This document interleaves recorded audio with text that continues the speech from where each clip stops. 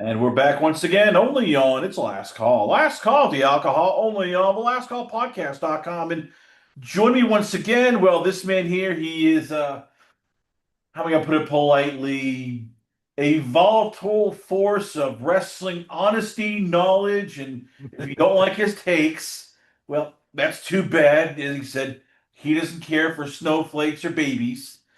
He's here to bring the heat, tell us the truth, and explain what's going on in pro wrestling. I give you from Full Circle Radio and White Heat.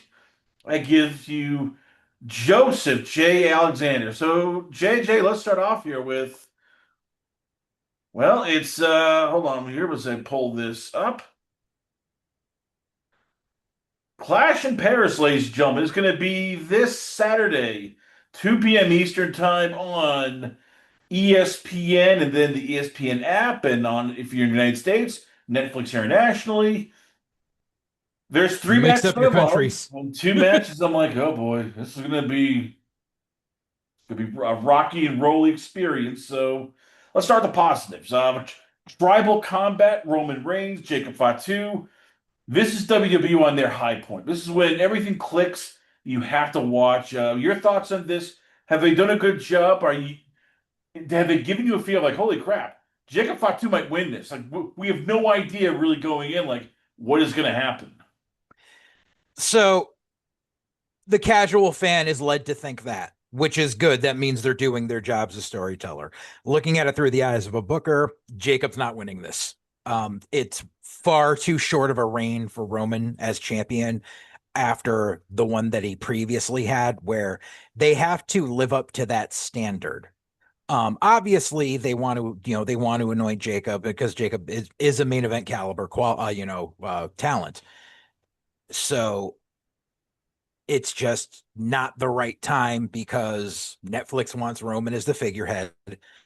Um, so this is the prediction I've already made going into this a little bit prior on other broadcasts we both appeared on is Roman will win. Jacob will have to bend the knee. Um, and what will happen is after Jacob acknowledges Roman, Roman and the Usos embrace him with open arms and say, "This is all we wanted. You are family. You want the good things. You will get the good things with the bloodline."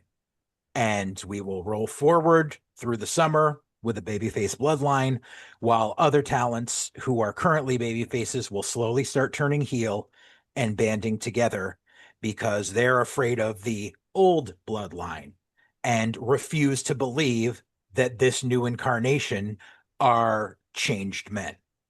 And that'll be the story that leads all the way up to War Games. So I guess here's how does you do this without Jacob? Like he's now this will be his second loss in a row to Roman, and I get it. Roman is the made man, but again, at what point do you have to have Jacob beat Roman? Because he's the future, and how do you do this without without basically, as you said, like if it's like my feeling is this is going to be a schmaz. There's going to be the Usos going to run in. Jacob will be forced to bend the knee because we're getting an old heel bloodline. It makes sense. It protects Jacob. It protects Roman. It protects everybody. If you do it as a babyface, how does Roman beat Jacob without Jacob looking weak? Because this is going to be a knockdown, drag out fight. And the fact of we've seen Jacob have knockdown, drag out fights with Drew and with Roman and everything, where Jacob is at that level where even two losses in a row will not hurt him because of the way he performs, the way his entire aura, his character, the way he cuts a promo, everything. I think that was very evident after the closing of Raw last night, how they had the man to man without touching, just completely serious face to face talk. And it shows, and Jacob acknowledged, he was like, "I do respect you. You are the reason our family is at the top of the mountain, yada yada." And he says it's time for a change. And once he is not victorious, Roman will tell him one day that change will come. And I'm not saying you'll never get there, and I will never hold you down. It's gonna be a very compassionate tribal chief to Jacob. We've been seeing this playing out over the last 6 months with Roman, going back to his feud with Punk and how Punk started calling him a part-timer. And Roman said, I cut back my schedule so I could be there for my children because our fathers were never able to be there for our kids, and I refuse to do that. And that touches that pulls at the heartstrings of the common person. So that's what's going to happen. Roman, it's good. It's going to be Roman saying, "Listen, we went through shit, but we're still family. We all still family." That's what New Jack used to always say to me, and that's where it will lead. And I see the breadcrumbs of what's being built. Let's say he turns heel though. Let's say Roman goes full heel. I mean, is that better for business long term though? Because Roman's never apologized for anything. He just comes back, yep, I'm back. And yes, I know you really can't stand Solo, and Solo is just an a-hole, and people don't like Solo because he's not funny and boring, and he's kind of boring. So, all right, you're gonna cheer for me. And yes, all right, Bronson Reed attacked me, and you guys don't like Paul Heyman and that whole group. So yes, you'll cheer for me. Like, there's never been him like apologizing to Jay and even Jimmy, like, hey, I was kind of an asshole. You need to come back. He He never kind even of touched apologized to on that. Sammy. Like, He kind of touched on that when he first won the title and they came out and he said, and he said, I don't want you to acknowledge me. I want you to stand with me. And he said, I miss this. And he didn't say the words, I'm sorry, but in a roundabout way, he made peace with them there. if they do turn a babyface, how much is it because this crowd doesn't want to boo him? Right. This is we've become in a bizarre world now where WB crowds just, yeah, we're gonna portray this guy as a heel. No, no, no, no, we're not going with that here. We're gonna cheer. We're gonna dance. We're gonna point our fingers in the air and go OTC. Like, how tough is that if you're creative where you can, whatever your plans are, it means mood that the fans are just dead set against. Nope, we're not booing. We're gonna cheer this guy no matter what. Right. And if they try to go heel bloodline route, they know that the crowd's going to cheer. And if you try to force a heel bloodline, you're literally recycling what you did and people are going to see it and they're not going to accept it. Well, speaking of not accepting it, Cody Rhodes will be taking on Gunther in Italy. They gave Over. away that this match is going to be a schmaz. Because it was on ESPN. Because ESPN's like we want something. You got to give us Right. a big tidbit here. We don't want just like the two women's matches because we don't have much faith in them. We want Right. one of the world titles. You pick which one, but we get one of them. So Cody versus Gunther. What are the chances that Italy also does not boo Gunther? He is Oh, they're European. not. They won't. So again, we're in Bizarro world once again, where it's like, okay, we've for 2+ years, you've portrayed Gunther as this a-hole, where, oh yes, he likes retiring people, he likes shaming people at times, and now he's coming over to Europe, and they're gonna cheer, and no matter what Cody can do, they ain't booing Gunther. Like, again, how frustrating is it if you're creative? Like, God damn these fans. Can't you get with the program? This is what you're supposed to do. This isn't sports. This is Hollywood almost. It's very. You do the dance, you land the moves, you play to the crowd, you guys cheer, boo. We're supposed to be all this together, people. And Italy is going to go, no,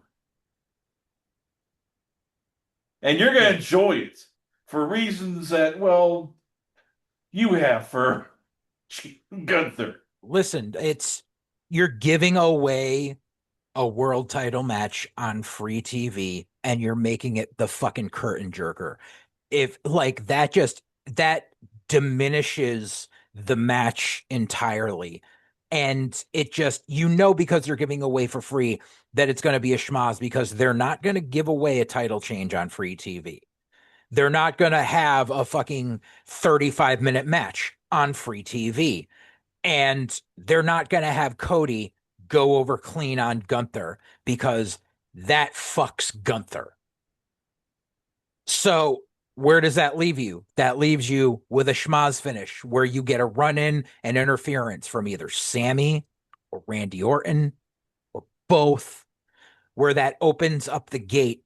So that way, going through the summer, you've got other people peppered in so that Cody versus Gunther is not the focal point, and it can come back around to a much bigger event where Gunther finally takes the title. Could they put the title back on? Could they just put the title on Gunther? Put it on, have him feud with either. Jeez. Again, this is what we're running into here. We've run out of babyface main event challengers because you don't want to rush people up. You've run out of heel main event challengers because. Because they've all been fed to fucking Cody. So again, could we what? How do you book this again? And I know you say they don't give away title changes on free TV. It's ESPN, so they're going like, look, we really want this here. Wink, wink, nudge, nudge, hint, hint, elbow in the chops. When we pay you a big ass amount of money, we want this on prime premium TV. So And that's when TKO is going to turn and say, yeah, we get it. But if you want people to fucking pay for your subscription service, you need to put the big moments on the fucking paid part. We already gave you a free one with fucking Bork and fucking Ryback over at fucking Mania. We're not going to keep doing it at every fucking event. well, speaking of those two who you love so much.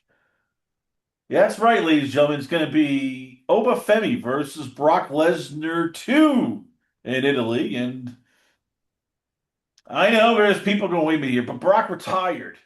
No, he's still retired, but he's coming out for one final match because Mm-hmm. he's upset. Because creative has no fucking brains. Or maybe this is the plan all along. We could give him credit for that.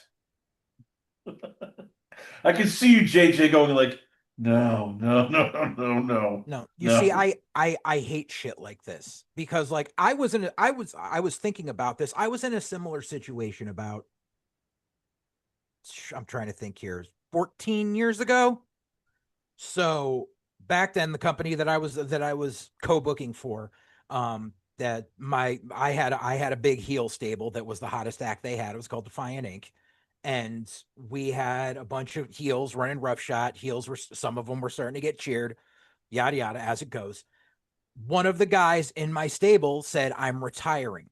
And he literally laid out, I'm going to do this, and I'm retiring on this date. And so we booked a match where I was out there managing him. He had a match where, and it wasn't what do you call it? It wasn't a retirement match, but it was, I'm done. I'm retired. This is my last match in this company. I don't even remember. I think he still went over. Um, okay, he complained afterwards about his opponent, like as a heel does, but he gives the go away speech in the ring, like thank you to everything, blah blah blah, for all my years. He gave the retirement speech. Then we're booking the next event, and the fucking owner fucking sends me the list of graphics and stuff because I was the one that had to write up the press releases. And he's got that guy in a four-way for the secondary title in the fucking company. And I said, he just fucking retired. He just fucking retired. And he was like, well, we got to figure out a way around that because I still want him for this one more match before he does his retirement match in Rhode Island in December. I'm like, dude, you fucking asshole. Like, we just did this. We filmed it. It's on the fucking website.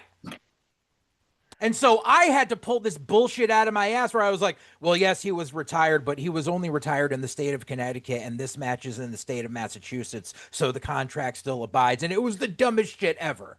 And there was no reason for him to be in that match because he had no bearing on the fucking outcome. But this is what happens when fucking bookers don't think. All right, so I'm going to ask the question that everybody's afraid to ask.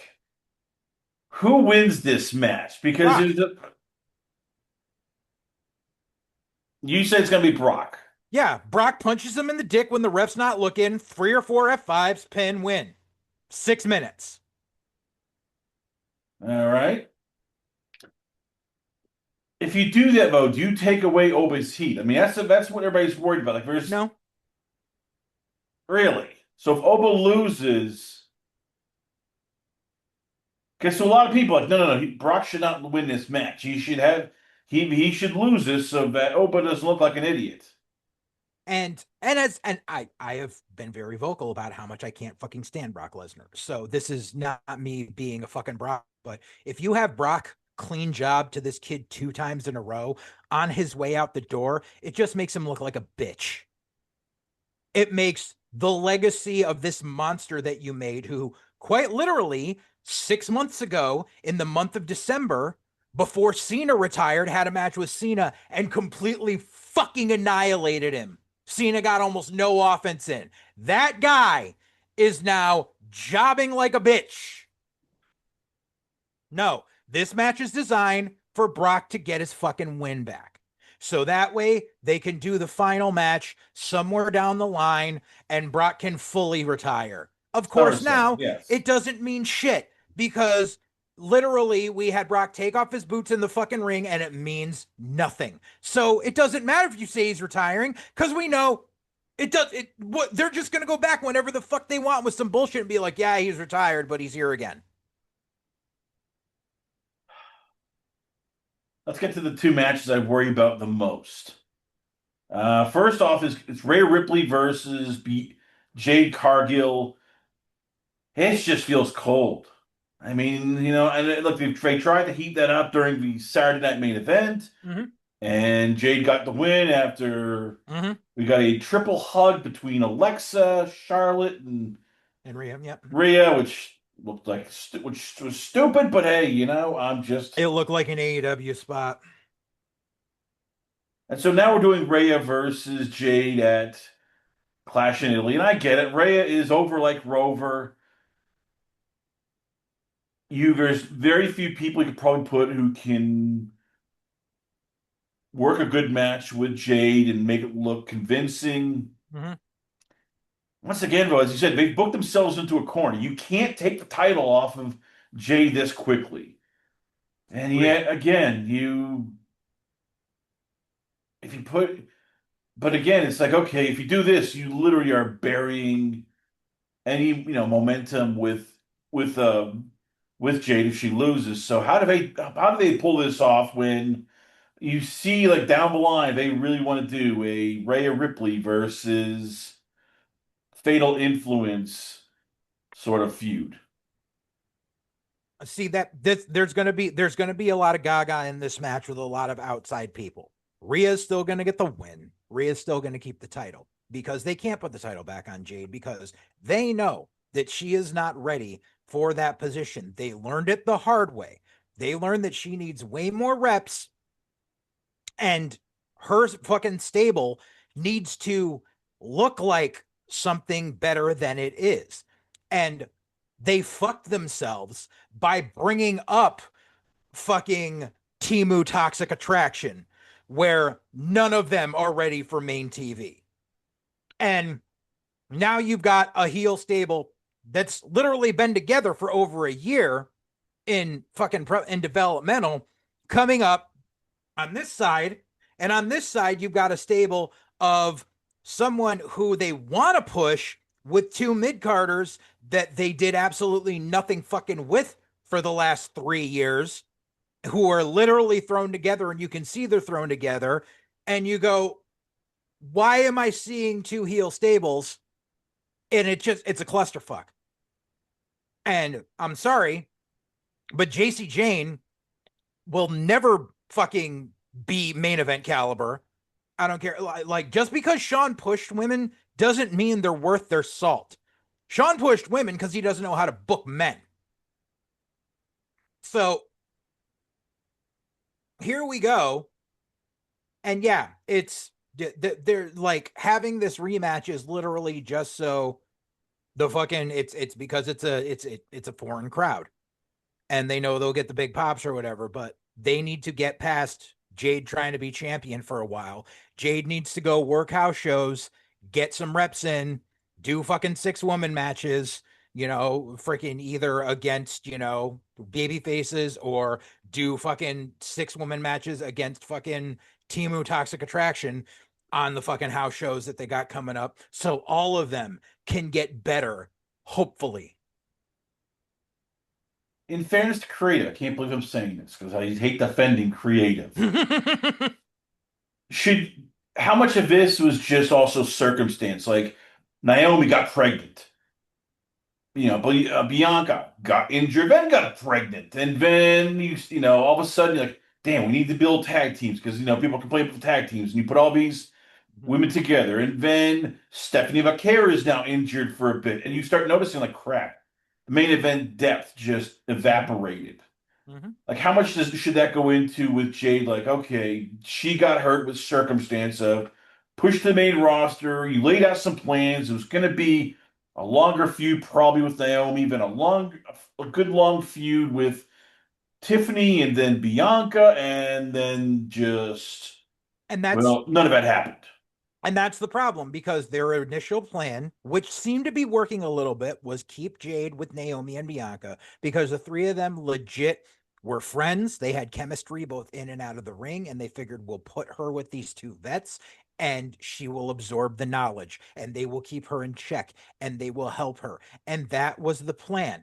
And because they sat there a couple of years ago and said, Jade is here right now in 2 to 3 years, we want her here.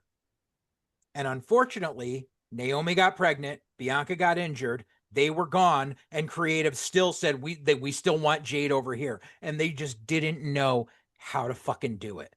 And they do things like throw in Michin and BFAB instead of Naomi and Bianca. And I love Mia Yim. Mia Yim is a wealth of knowledge. She is an amazing talent.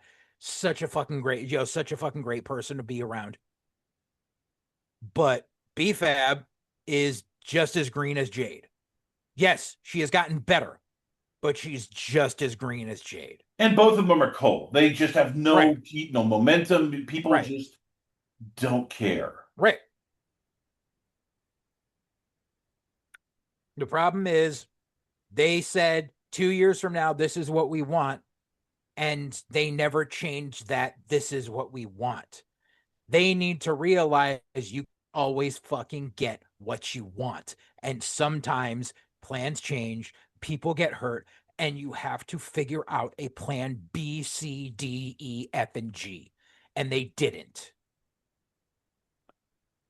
Let's talk about the elephant in the room, and that is the final match of Clash in Italy. The one I'm the most worried about because Mm-hmm. this could really be a disaster. Even even worse than as you call them, Bork and Black Ryback. Even worse than as you call them, Bloody and Gunther. Mm-hmm. Sol Ruca versus Becky Lynch, and this isn't. Before people jump on my throat, I have nothing against either woman. I think Becky is an excellent worker. Mm-hmm. When you rein her in with comedy, she's a great heel or babyface. I think Soul can be a star. Mm-hmm. This is too quick. I mean, we've talked about with like Austin Theory, with Jack Swagger, with Ryback and others, where and I'm all for sometimes putting the rocket on a guy and strapping it on. Mm-hmm. This feels like, the wrong person. Like, oh, hey, we brought you up. You lost your two first matches, then you won in a 6 minute, 6 second almost match by DQ. Hey, we're gonna have a title match now. What are they doing? I mean, I know everybody loves Sol Ruga. She's a beautiful woman. She's gonna be a star in the making. But this feels just way too fast, way too quick. So there was a design to it, which I don't mind because they really are trying to make the women's intercontinental title mean something. And Becky is trying to make it mean something. So they want to use that belt as the measuring stick to try to get women over, to see how they can hold in that position, obviously, before you try putting them in the main event. And Becky is doing a wonderful job at doing that. The problem with Soul, and I love Soul Ruka, The problem with her is they brought her up and they were like, oh, she gets a great reaction. And they want to give her the underdog story. So they, it's like, oh, she's too green. So she keeps losing and losing.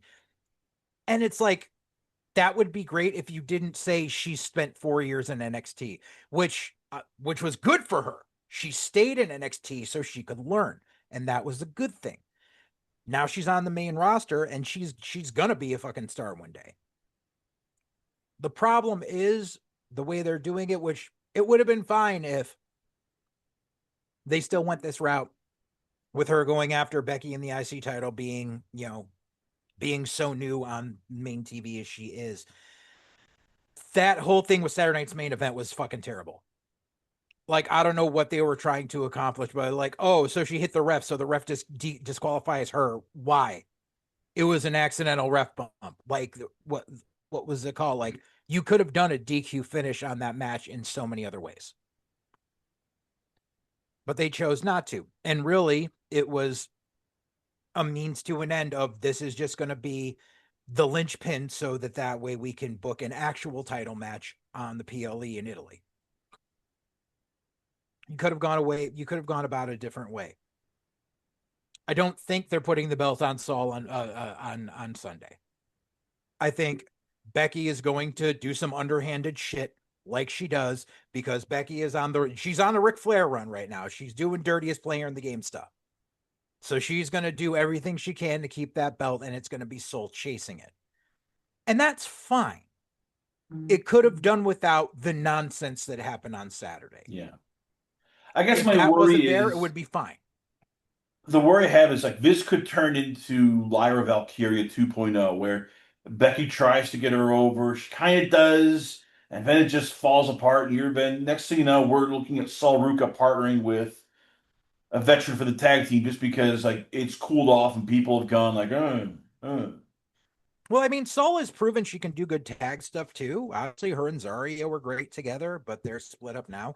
Um, the problem is number one, they need to give Sol a second finisher.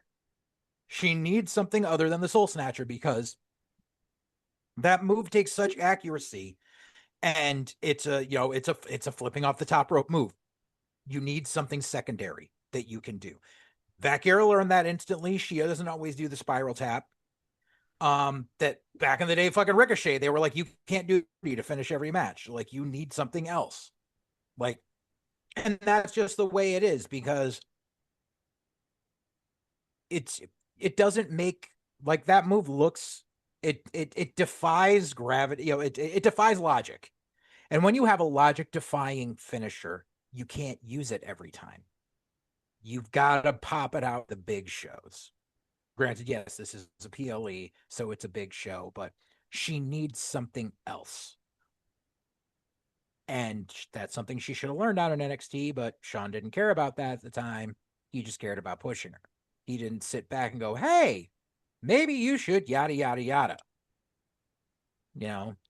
It's amazing too, because, Sean had that moment where he learned that the super kick shouldn't be a setup to a teardrop suplex because the super kick got over more. Same thing. She needs a secondary finisher, something ground oriented that can come out of nowhere, that looks good. And that way, when it comes to the big thing, like imagine if Becky gets an underhanded win here, and then Sol has to go, peck shit with the chickens and claw her way back up. So then over the next couple of months, she's clawing her way back up. Maybe, maybe she enters the Queen of the Ring tournament and gets all the way to the finals, but loses in the finals, but looks really strong, and then keeps clawing her way back up. And the whole time she's using something else as a finisher, yada, yada, yada, until we get to SummerSlam or whatever, or Money in the Bank or something like that. And then boom, she finally gets that match against Becky. Now's her redemption, yada, yada. Goes blah, blah, blah. They go 10, 15 minutes. And at that 14th minute, here comes Sol coming to the top. Boom, Soul Snatcher. We haven't seen it in months. It looks beautiful. 1, 2, 3. Gigantic fucking pop. And there, now she's anointed. But that takes a lot of thought. That takes a lot of process. that takes the mind of a wrestler or a wrestling booker, not the mind of a reality TV writer. So, all right, on a scale, let's say 1 to 10, how do you rate going in this card? You give it a 5, like, just wait for the highlights, miss it. A 10, like, you must watch this, or around like a 7, like, okay, hey, you know what? I mean, Two or three obvious matches will deliver, and I it'll be mean, nice. Won't be great, but it'll be nice. Sundays at 2 p.m., I always have a prior engagement, so I'm not going to be able to watch this live. Am I mad that I can't watch this live? Not really. Um, I'll just go back and watch the replay when I'm home later in the night. But I mean, Roman and Jacob's going to be great. Um, depending on how much time they give them, I think Becky and Soul will actually be a really good match. Besides that, meh. Like, so 6. Well, this is your schedule, folks, for the rest of June and May. And yes, if you notice, a lot of house shows, Good, a lot of European tour, good. and this is going to be interesting because, well, how am I going to put it in a polite way? Storylines will be bullshit. Fans don't care. If you're somebody in like Lisbon, Portugal, or Bologna, Italy, or Paris, France, or London, UK, I want to talk about that one. the O2 Arena. Are you going to care about storylines? You're just going to be, yeah, we're here. Everybody showed up for the first time in a year, maybe longer. Hey, we're on TV. It's time to start dancing and chanting and going OTC and sing-alongs. All right, I Joseph. mean, that's what it's all turned into, dude. I told you that shit, and I got confirmation of that shit. That's it's all about the chants and the cheers and the Pavlovian responses now. It's people are going for the experience. They're going like I said, it's Rocky Horror Picture Show. That's what it is. That's what it's turned into. Thank you, TKO. You could argue this is even it started even before TKO. Like you and I were around during the 2014, 2012s when they would go to Brooklyn and it would be Bizarro World Yeah, with beach balls. I right. mean, so again, like I was thinking about this here. If you're a creative team, do you try to, basically force ice cream down people's throat? No, you are going to boo these people, or is it just like, all right, for this tour, might as well just give the fans what they want because it's basically like having trying to get a baby to eat broccoli. It's going to be messy, and half the time you won't succeed. Well, so it's a weird thing because the house shows are definitely going to give them time to try out some stuff. That's what house shows have always been there for. Is if you have an idea that you think might run well for a televised feud, you start working on the house shows and see how you get the crowd response there.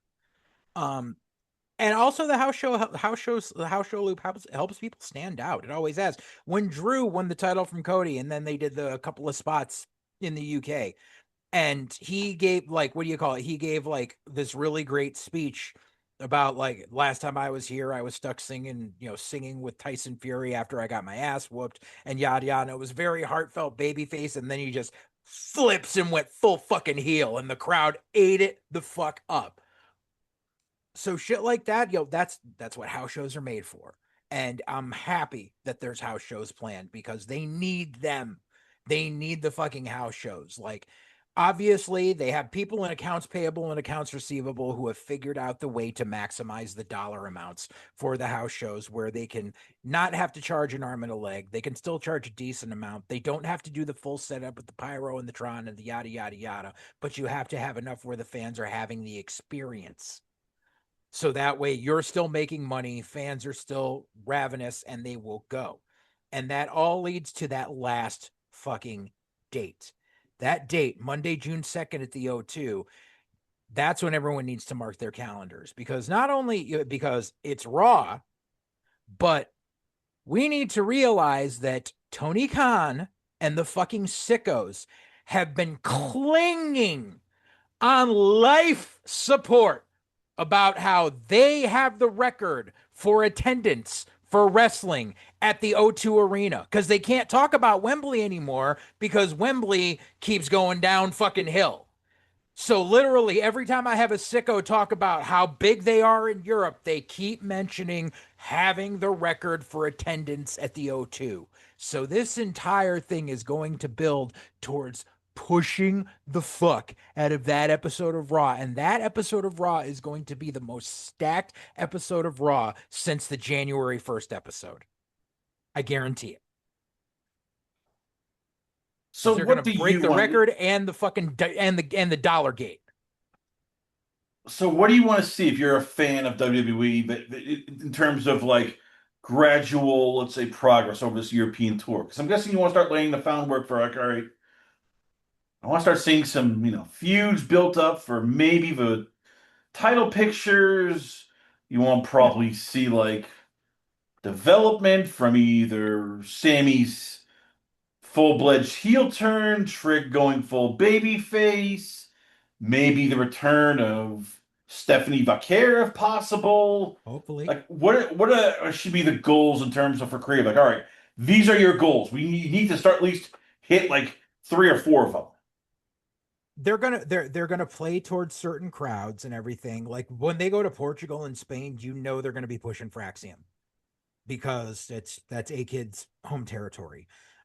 They're going to start experimenting. Maybe we'll see something pop up where we're seeing a six man of like the Usos and Jacob versus the Vision with a third ancillary person. So we can start teasing shit like Jacob versus fucking Botch Breaker. Like this is where how shows are designed to experiment and see what you can push. So we're gonna see some programs work out. Obviously, Penta's gonna be all over that shit, and they're gonna see who they can get away with putting against Penta. Rusev can go on these shows and crush fucking NXT talents and look like a monster on the fucking house shows.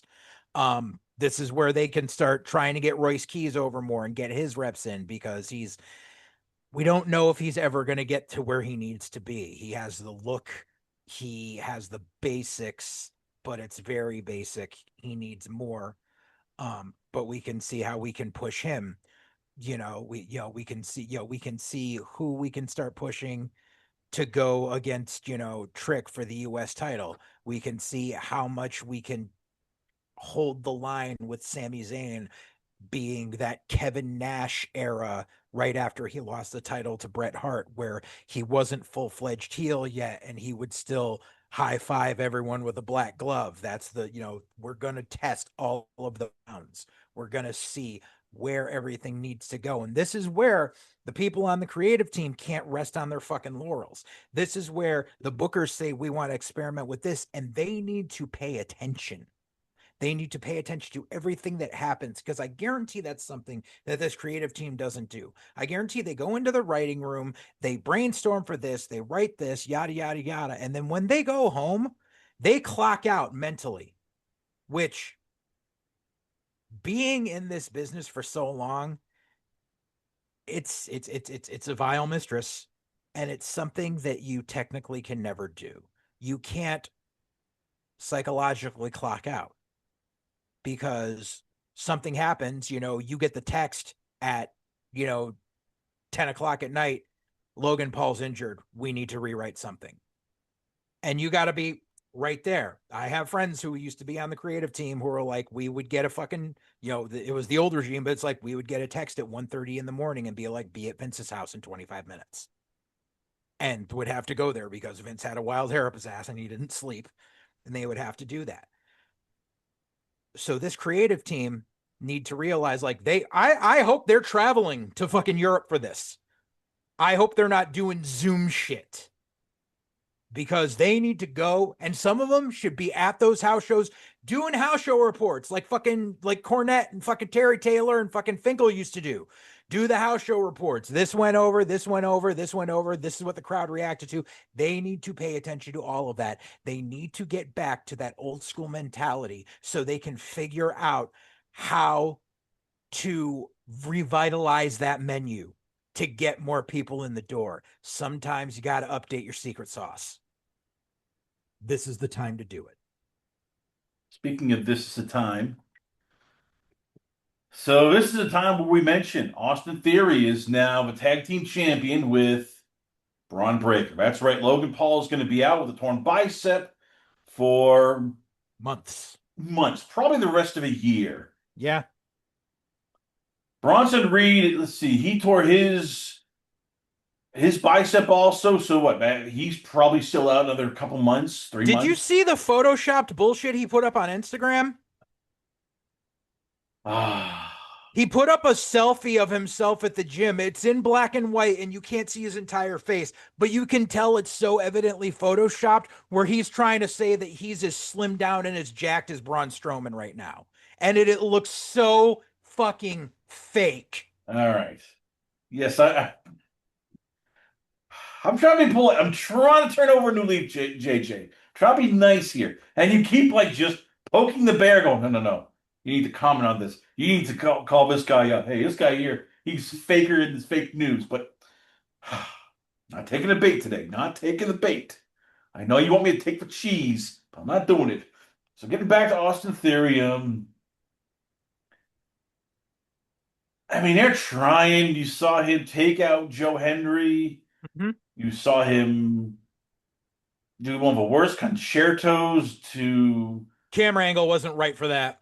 Dawkins. Yeah, I get that. It just still was like, oh, this is. Yeah. And they're trying. I mean, I give them credit. They are trying.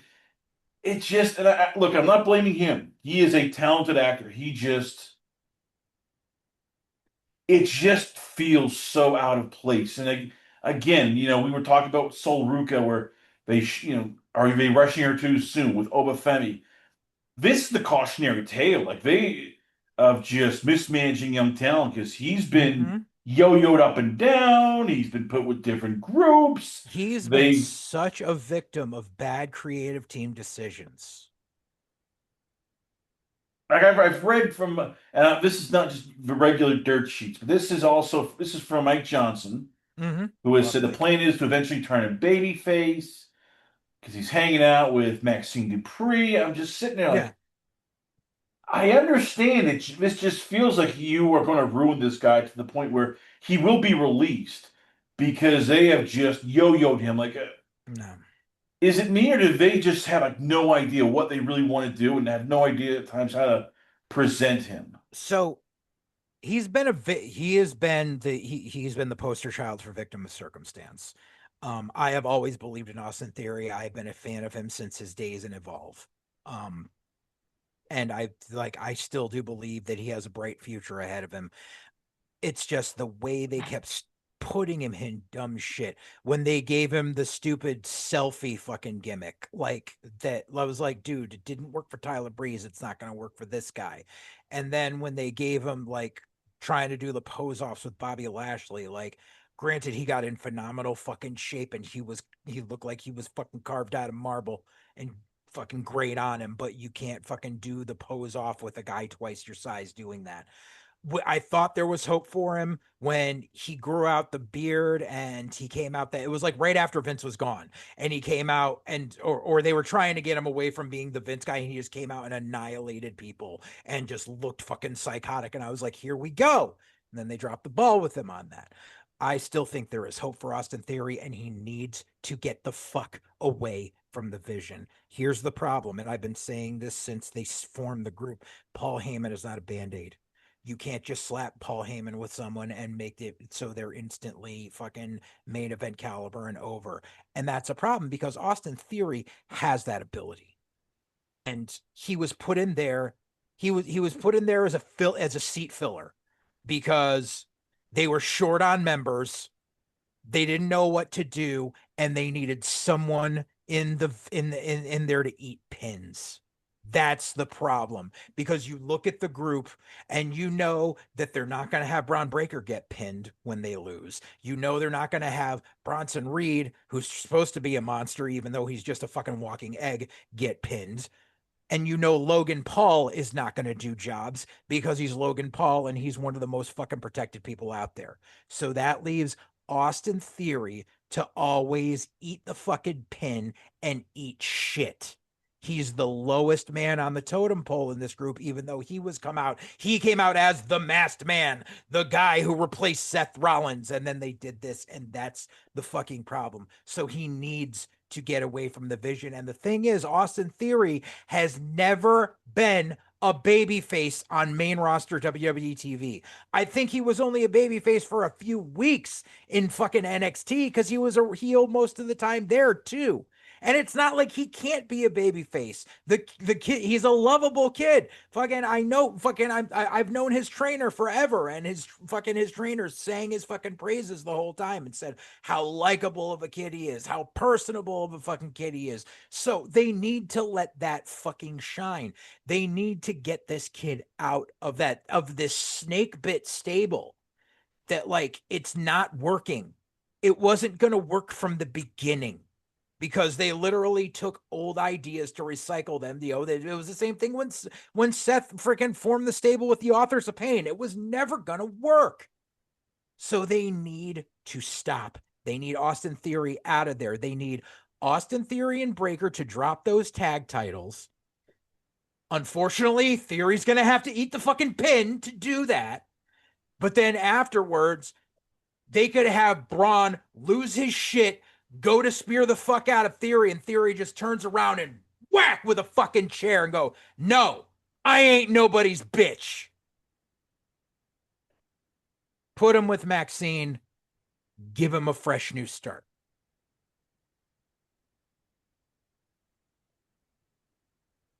How badly does this roster need to be redrafted?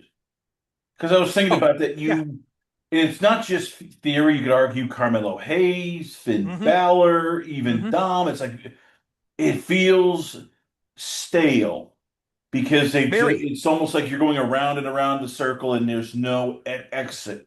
And I Right. get it. They wanted to do it last year, but they pushed it off because it was just too many moving parts, too many things that were going on with Netflix and then selling Peacock, the Yep. deal to ESPN.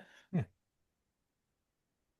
Should this be a time where if you are a Theory or Carmelo, you're just pushing like, look, we need a fresh start. Right. And this is I have nothing against the writers. I just there is nothing here. We've gone in circles.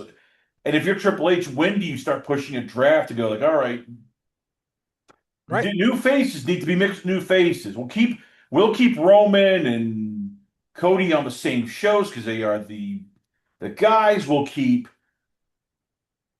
Rhea and I guess Liv on the same shows on right now because they are the people. But everybody else, we're just gonna mix and match. Seth Rollins will throw you over to SmackDown. Hey, good. Right. Hey, Trick Williams, you're going straight over to Raw. Like something to just help Right. fresh us up. Because again, as I said, with Theory, it just feels like we will see him leave WWE in about a year or two. No. Because he'll be quietly released because Creative will have nothing because it's just they burnt through everything and he just, as you said, is a victim of circumstance. Theory is a Triple H guy. People don't want to admit it, but he is. So are the Motor City Machine Guns. Look what happened to them. They got released. I mean, They were never gonna. They were going to be there for a short amount of time and transition into being coaches. Unfortunately, it just didn't work out because TKO went, no, we don't want that to happen. But Trips will go to bat for Austin Theory. he might again though if there's nothing for creative.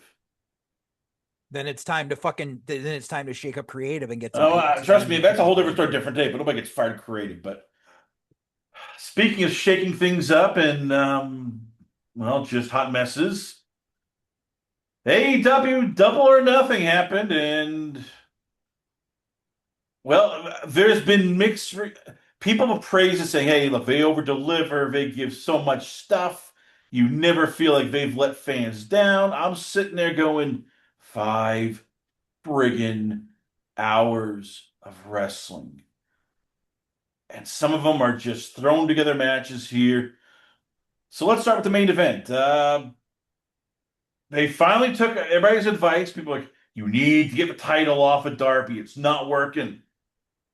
115-pound wrestlers should not be the world champion. They did it.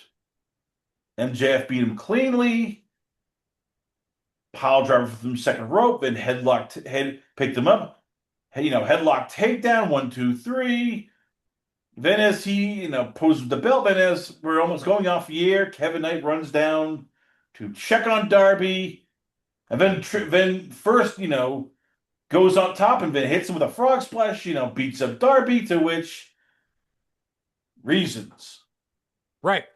I still have no idea, so let's start with that part here, because it just feels like, and I hear sometimes you want to go off a show with a heel to drum up support. This just felt like, all right, this is way too much. Way too much for just, this should have been off with, oh crap, MJF, the MJF rule is back again, even though this is seen from a mile away, because there was no way MJF was going to lose his hair. So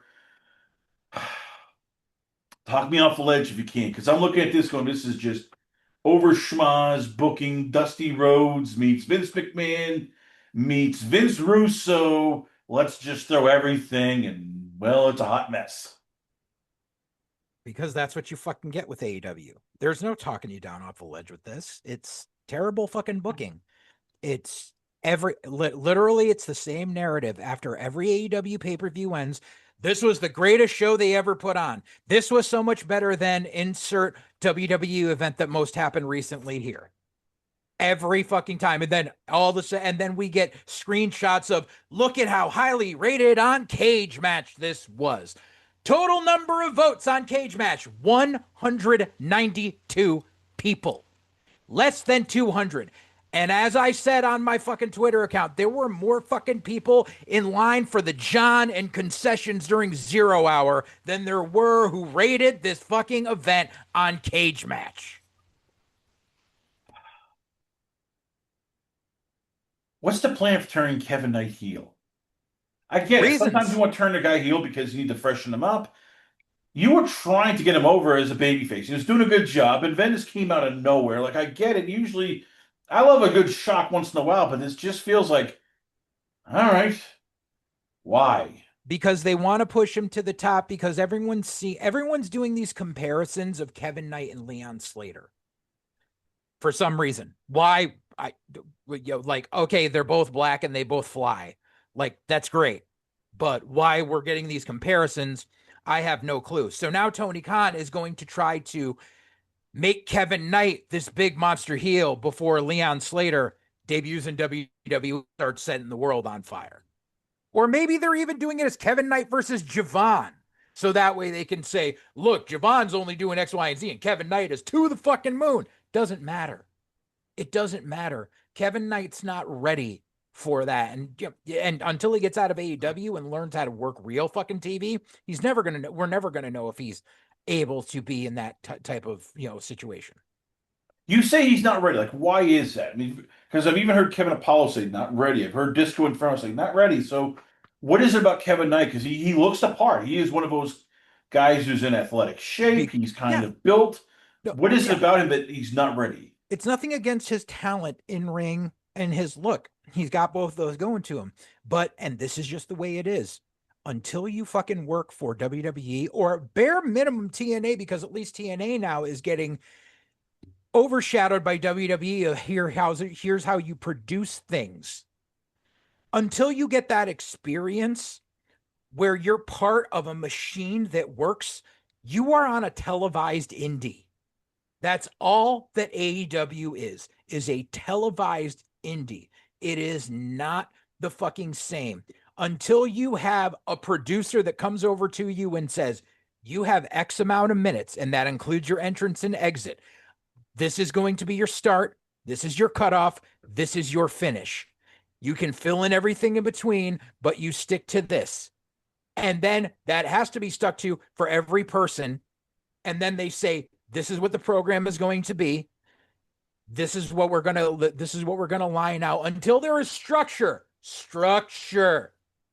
You are on a televised indie. You have a Coke and Adderall freaking psyched out idiot sitting in the back, sitting on fucking Twitter instead of paying attention to what's going on. And he's just like, matches. That's a televised indie. That's all it is. Let's recap the rest of the matches here. So 0 Hour started with a 5 minute eliminator tag team title match between Mm-hmm. the Dominion, Lena Cross and Megan Bayne versus Zeta Steel and Viva Van. That match lasted 4 minutes and 45 seconds. The champs won. I guess the whole thing they were doing Zeta Steel. Nope. Then Christopher Daniels got beat up and they got saved by Taya Mello and Anna Jay. That's right, Tay J. So I guess that's the new for reasons. And that's I guess gonna be the new tag challengers. No storyline, but hey, a Oh, couple Anna hot Jay's women not going wrestling for 5 minutes. anywhere. Then we get the Ops, Anthony Bowens, Hook, and Katsuyori Shibata versus Death Riders, Daniel Garcia, Wheeler Utah, and Claudio Castagnoli. That's when I turned on 0 Hour because I was waiting to see if Phil was going to do a stream, and I was like, I'll turn this on just in case. So the Death Riders won. It's two heel groups who both of them kind of want to be heels, but they really don't want to be heels, it seems. And Mm-hmm. yes, Anthony Bowens, ate the pin. So hey, Mm-hmm. I guess And Anthony Bowens is another guy who needs to get the fuck out of there because he has all the potential in the world. And how does it feel like 0 Hour and the fucking arena was maybe 50% full for 0 Hour, which that's part of the logistics that I'm going to be discussing on my next episode of White Heat. I'm going to have a Dose on, and we're going to talk about all of the business logistics of Double or Nothing and the aftermath. we then get a 10-man tag contest Oh between. God, I want to talk about this. I know you were. So a little help, because there's a lot to talk about this one here. AJ, we got AJ the Boom. We've got it is his tag team partner, QT Marshall, and the conglomeration of Orange Cassidy and Mark Briscoe. Mark Briscoe. And another, and who was, oh, it was, who was it? I forget the other person involved. Was it Ishii? Probably versus the Shane Taylor Promotions, Mm-hmm. which also Harley Cameron was there, and Charlene XO was there, and of course, Big Justice, And the Rizzler. the Rizzler. And of course, Harley Cameron got into a fight with the short skirted Charlene, rolling around in front of the Rizzler. The next Of them AEW were fan hitting who on makes him fun of because TNA yeah. or WWE about, oh yeah, that's not real wrestling. Please watch that and go, oh, we're exposing possibly a woman's panties to a what 9-year-old, 7-year-old. I They've thought the been taking Rizzler was like bumps, 12. and yes, this is what your former tag team champion, a woman who people were pushing to be world champion, Harley Cameron, has been reduced to. Yes. I want to talk about that. So, number one, I don't know if anyone's noticed yet, but Big Boom AJ has never actually been on the pay-per-view. He's always on the pre-show. Yes, the draw Because interest. because Tony Khan doesn't want to have to pay him royalties. 0 Hour, he doesn't have to. But because I think I might have I had an argument with this about the first time he'd appeared, and I said, if this guy's such a big influencer, why wouldn't you want him on the main show? And someone told me I was dead wrong, and it was a veteran. And I forgot, oh my God, I don't remember who. It was someone who I actually usually agree with, and they told me I was dead wrong. But here we are over a year later, and we're still getting the same bullshit. Here's my issue. Okay. Literally, ring announcer grabs the microphone and goes, "This next match is brought to you by Vita Coco Coconut Water." And then the conglomeration comes out with a motherfucking mascot into Vita Coco dancing around just like the Prime bottle. But the sickos ain't got shit to say about it. Oh, The I know. sickos who always bitch about matches being advertised with this, that, and the other thing, and yada yada, and this is bullshit, and this is campy, and this is cheesy, and this has no place in wrestling. Yet, boom, here we go. Match is sponsored by, here's a sign, and here's a fucking dancing mascot. Ain't got shit to say. Every defense I heard was, it's on the pre-show, so it doesn't count. Motherfucker, yeah, it does. Or, this is how companies make money. Why do you have a problem with that? I don't have a problem with it. I have a problem with the fact that y'all motherfuckers complain when it happens on WWE. I had someone say, yeah, but they're not going to have a funeral for the Vita Coco guy. That has nothing to do with this. That's your apples and oranges, this shit. Like, they just, I literally said to a bunch of them, I'm like, don't throw your back out from moving those goalposts, because we all know you basement goblins hardly get any physical activity in as it is. It is just the utter hypocrisy. It's like, I don't have a problem with another company like AEW existing. I have a problem with the fan base being such utter fucking hypocrites and never shutting up about it.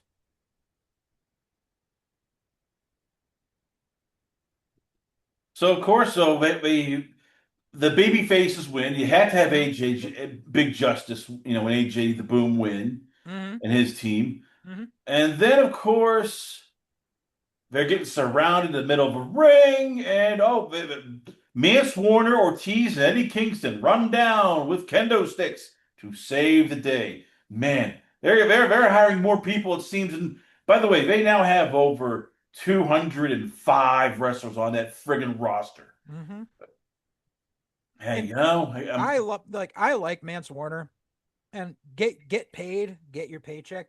I have an issue with what happened with him last week when he got pulled off the indie, and the indie said AEW pulled him, and then Tony Khan said no, we didn't, and then he later came out and it was just like, no, AEW didn't pull me from this show. They didn't agree with me on my pay, so I backed out, or some shit like that. Which I would have believed. Because usually, okay, yeah, that's a cut and dry. The worker comes out and says, no, this didn't happen.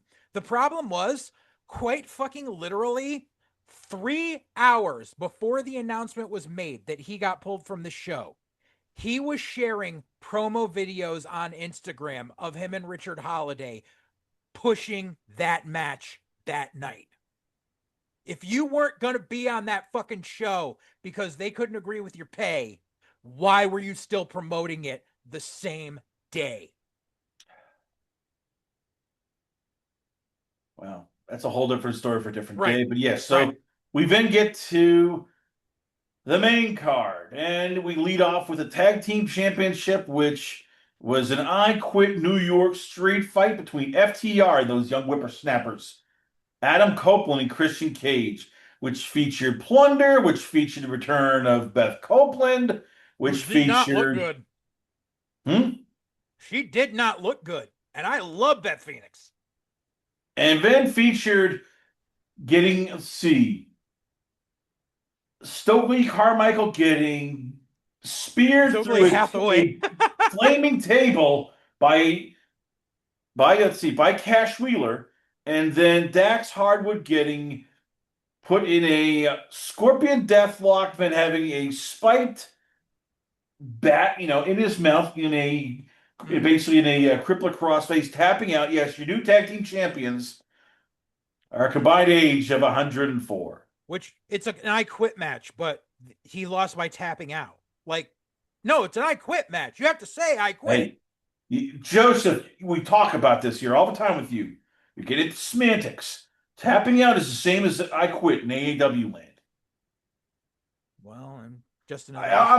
I'm trying to lower the bar because if I don't, we're gonna just rip this thing to shreds. So, and your opening match was everything but the kitchen sink. So what is ever, like, quite literally, when your opening match either features all the plunder and all the destruction, or all the flips on the planet, how is anyone else supposed to follow it? That's terrible booking. But hey, Cope and Cage are tag team champions. All that matters. So they can drop them to the new week or whatever the fuck they call themselves when they show up in a month. Or the Young Bucks. Not sure yet. We're working that out. Right.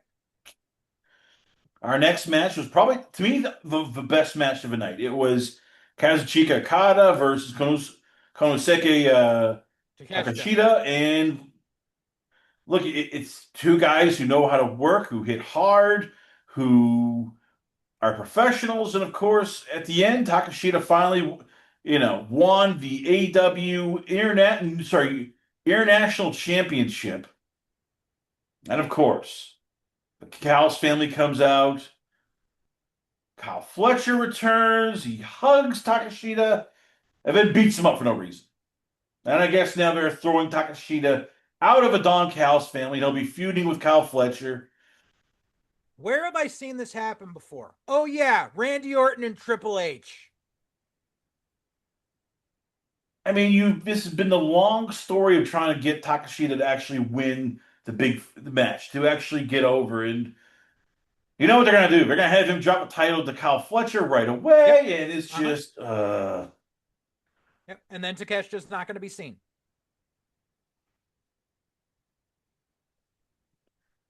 so we go He'll from join the that to conglomeration.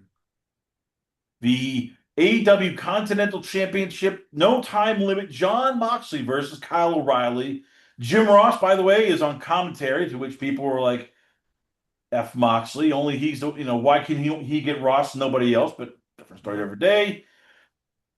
I want to say, hey, Kyle O'Reilly, they're going to put the belt on him. They're going to try something new. Nope. No. Moxley retains by ankle lock, and then afterwards, the conglomeration of the Death Riders all shake hands. I thought the Death Riders were heels. Make it make sense for me, JJ. I'm getting so I guess they baby faces, are they heels? Are they just let's just decide on the week? I mean, it's just This is what happens when one of your three highest paid guys on the roster has creative control clause in his contract. Nothing makes sense.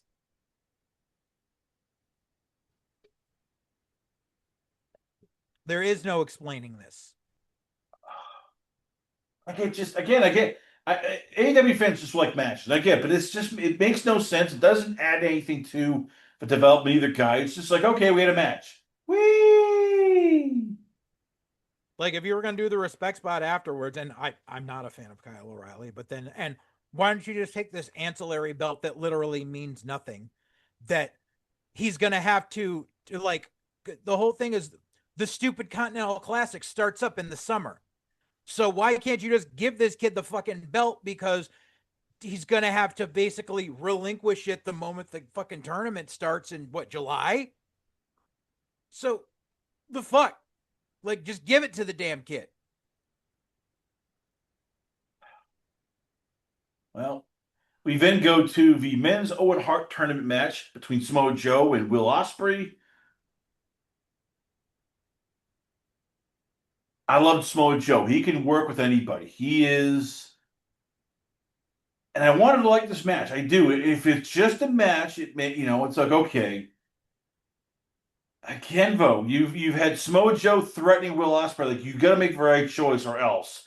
And afterwards, well, Will Ospreay wins by the sling blade and nothing. Afterwards, Joe just sort of gives him a nod and they walk off. And again, no heat. I'm trying to figure this out here, JJ.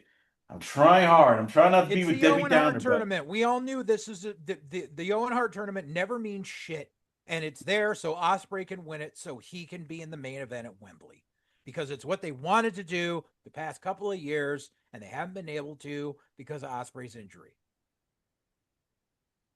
Well, on the other side of the bracket, it was Bandito versus Swerve Strickland. Nice little match, but once again, Swerve who's now the heel, even though he said, "Hey, AEW doesn't feature me on TV." Not just a shocker, not really, because he's just who knows. He wins, and that Bandito push, man, that is just sunk like a stone. Tony tried him for a bit, but like that spicy, pickle that sometimes you eat and then throw out. That's what he's sort of done. Bandito is now jobbing again, and well, again, excellent match, but still just sort of like, all right, well, I guess we're still doing this tournament. Mm-hmm. We then, by the way, I want to hear this is great. I want to touch upon AEW Women's Championship. Thekla versus Hikaru Shida. Sorry, Hikaru Shida Yeah. versus Jamie Hayter versus Chris Statlander. Why? Man, let's just throw 4 women in there. So Tony can say he has more than 2 women on the main show. And Thekla basically likes to say there's a lot of dumb bitches. And she called them bitches. And then, of course, you thought, she still retains. Look, she's one of the better things on the roster. I'm glad they didn't just decide to, just take the belt off of her because I'm always worried Tony might just go, well, we need a title change. But again, to quote my friend BQ Speaks, lazy booking. Mm-hmm. Just, all right. Hater, basically, the ending was she grabbed a kendo stick. They split to the floor. Then Thekla basically gets to her feet, stomp, and that's it. I mean, I'm just sitting there like trying really hard to say something positive, but this card's starting to piss me off. Yep. Tekla is the female Okada in AEW. Had all the potential in the world, decided to take the paycheck, and now sits there, is a shell of their former self, and they say bitch a lot.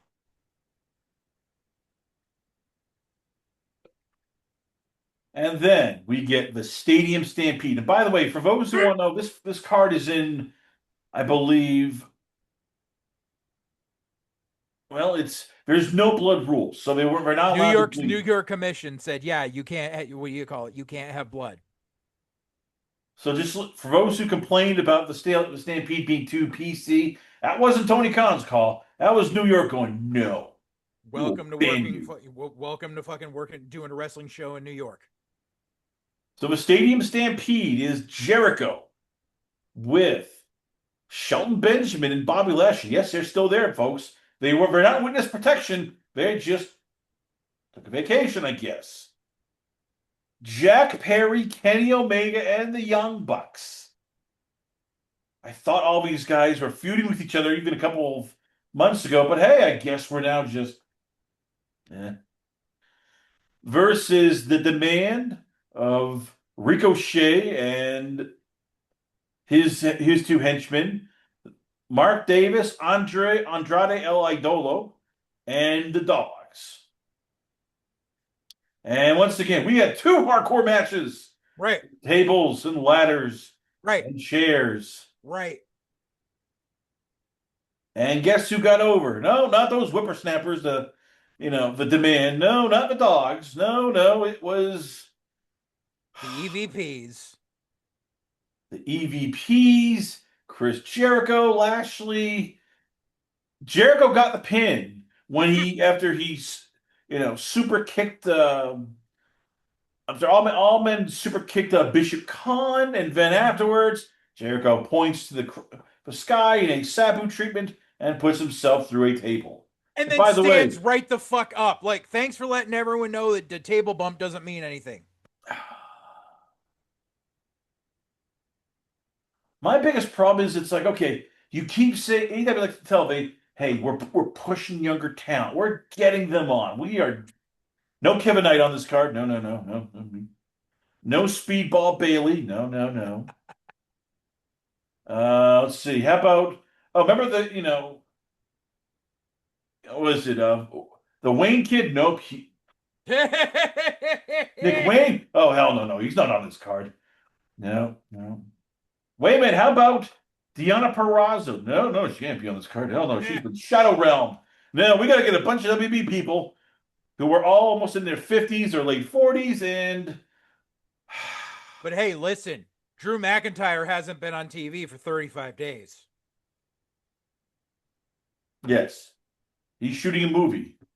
Yes, I know this. You know this. The world knows this. But clickbait asshole accounts are like, look, Drew hasn't been over 35 days. And I'm like, okay, now do the literal dozens of AEW talents that haven't been on TV. And By the way, Days, Wardlow months, was weeks, here, but he didn't years. make an appearance. Wardlow is almost missing in action. Right? Or maybe he's trying to escape and they won't Keith let him. Lee has not been on TV in 2 fucking years. I know, and let's not get started on Britt Baker. That's a whole different story. So, and I forgot we had the women's Owen Hart match between Mina Shirakawa and Athena. Oh, congratulations! You got Athena on. You got her the win. Now she'll head back to Ring of Honor probably. Mm-hmm. I mean, look, I get it. For the fans who just like pure wrestling matches, this is a good match. These were good matches, but again, I'm just looking at this card like you are not building anybody. No, there is no like the one guy who you could say really got over was already over in MJF. So Mm-hmm. you heard afterwards Tony Khan saying, "Oh yeah, I can't wait to work with David Ellison and this is gonna be great for AEW." To which Nicholas Piccolo and you start just laughing your asses off and going, "Oh motherfucker, you're getting canceled soon." Oh, yeah. Everybody knows it except you. You are the clueless co-ed in that horror movie who's Yep. going into that scary house, and everybody saying, "No!" It's hide behind the chainsaws. Yeah. It's been 7 years. How come they can't get this right? I'm trying.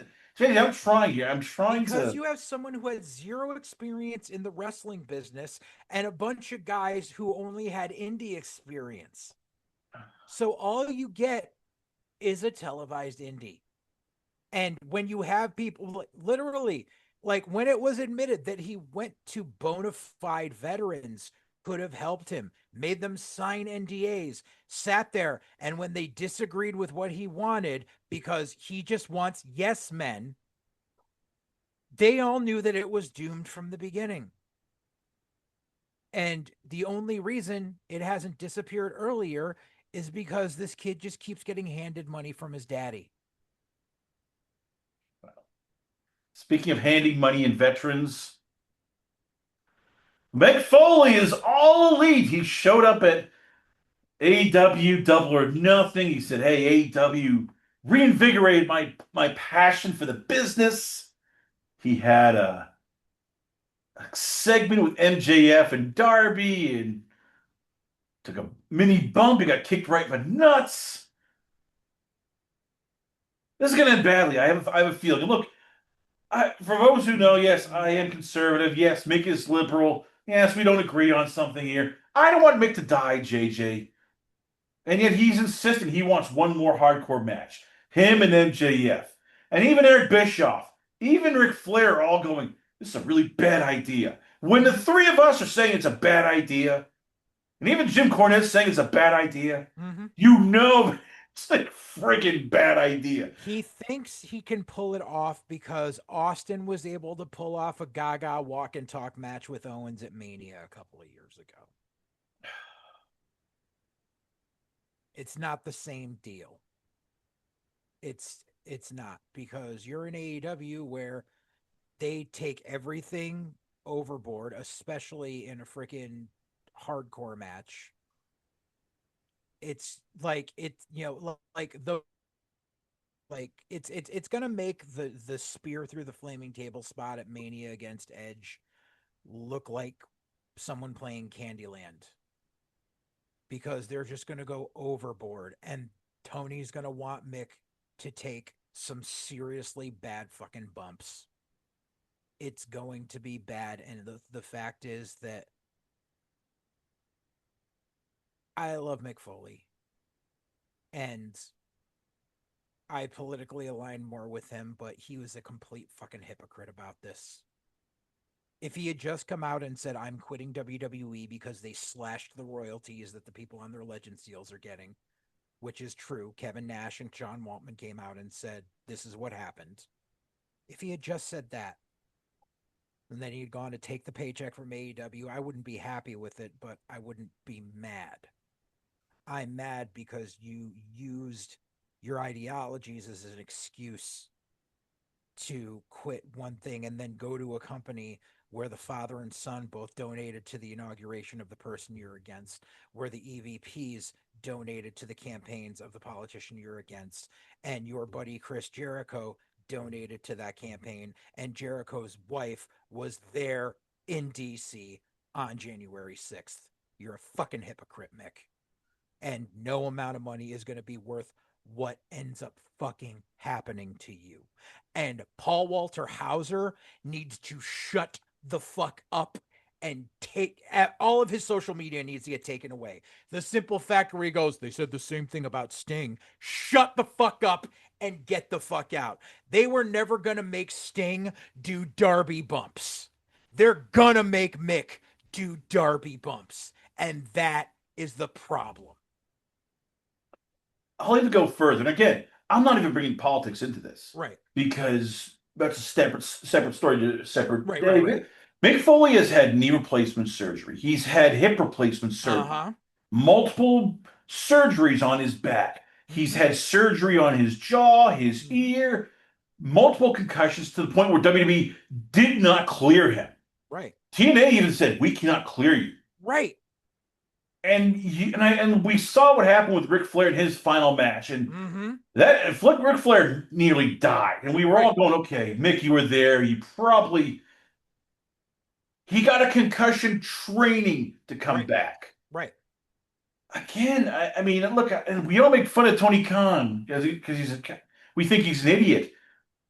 He has to know this is that if you want to hire Mick Foley to be like a commentator, great, I'm all for that. Okay. Again, me and him don't see eye to eye, but hey, I get it. Everybody deserves a paycheck as long as it's, right, honest day's work. You put him in the ring, you are basically going, well, if he dies, fuck, he dies. Right. Like, again, I get pissed. Like Foley's family, AEW, like somebody needs to grab and go, you cannot wrestle. I get you love Terry Funk. You are even in worse Terry shape. Would have said no. You are in a walking. You've even gone on to dark side of the ring and said, "Yes, I'm suffering from memory loss at times." Right. Like this should be the wake up call to go. Yeah, we're passing. Right. How bad does this end, JJ? I hate to ask. Very badly. I'm praying somebody steps in and goes, "No," but it's going to be very bad, and the reasoning behind it is just so Tony Khan can say, look, I got Foley to do one last match. Look, I got Foley to do an insane bump. Look, I'm gonna get people to tune in to see Mick Foley die on fucking TV. Tony Khan doesn't care.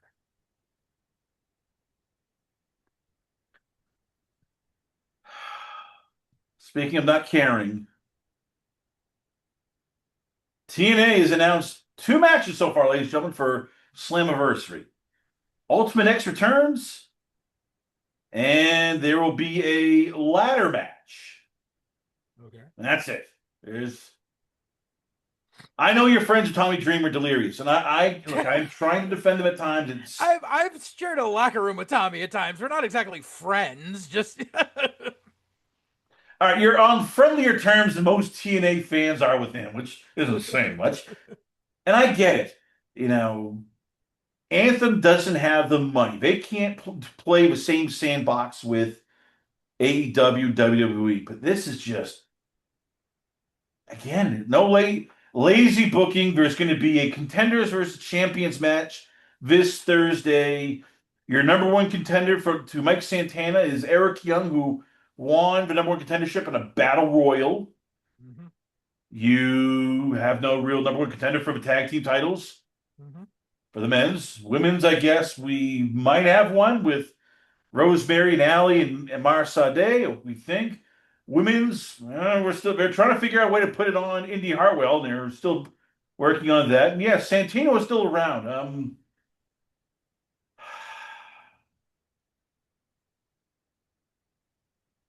I hate saying this, but is it time for TNA to get some creative people who actually can go, we're going to do storylines. We're going to actually, do this gradually here, not just every week.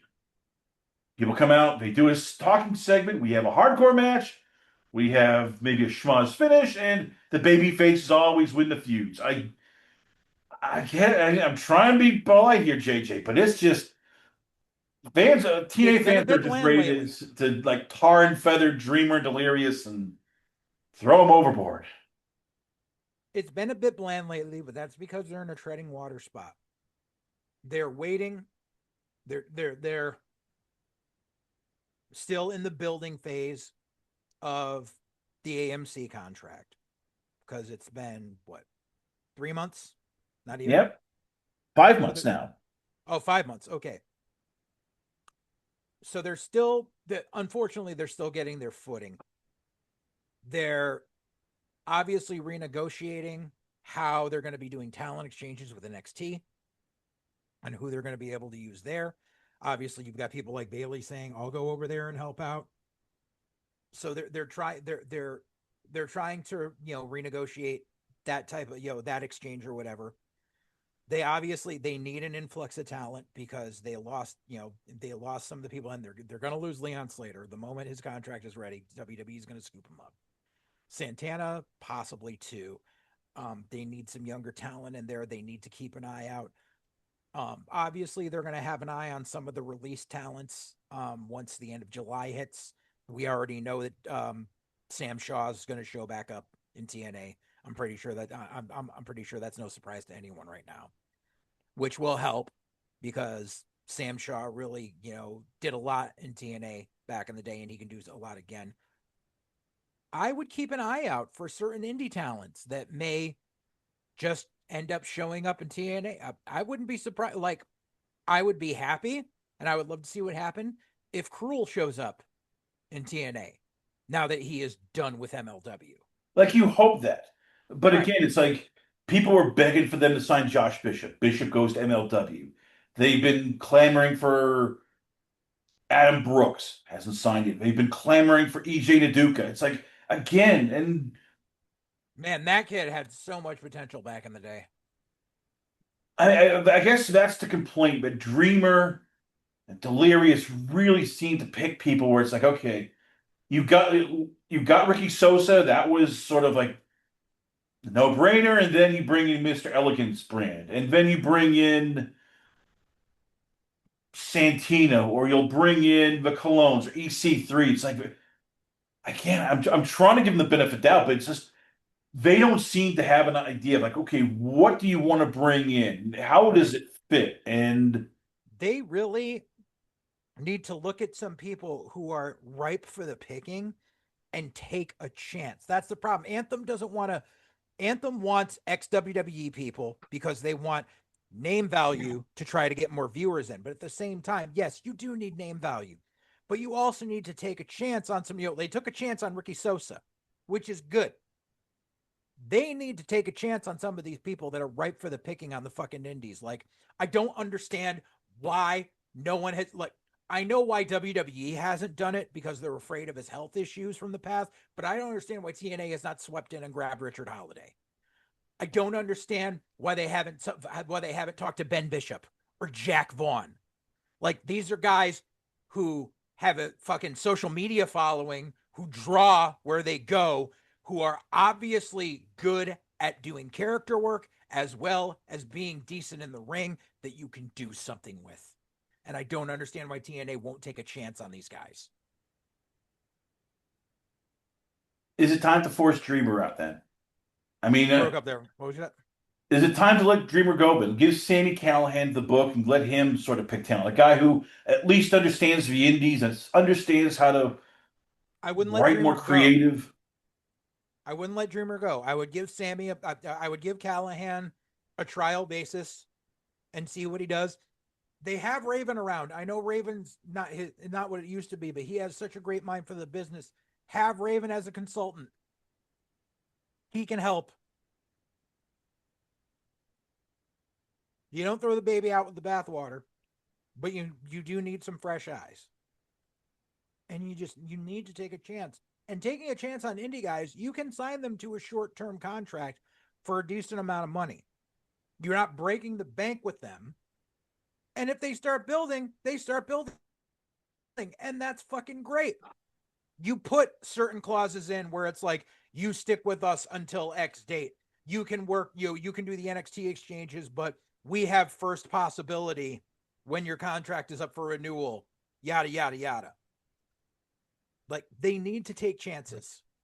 They're playing it too safe right now, and playing it safe is you're putting out a serviceable product. It's it's a bowl of soup. It's there. It does what it needs to do, but but every if it's the same thing every week, eventually going to realize it's the same bowl of soup. You're going to flip it over, and on underneath on the bottom of the bowl, it's going to say the same goddamn bowl of soup on it. So again, is it time to let Dreamer go? Because he's the one in charge of hiring talent. He's the one in charge of creative. Not time to let him go. It's just time to bring some people in to work with him. Final question on this. It's once again, they're going head to technically they're going head to head with AEW because AEW they've moved their show up to 3 p.m., 4 p.m. Eastern time for the pay-per-view. Mm-hmm. Does TKO allow main roster talents to do this pay-per-view?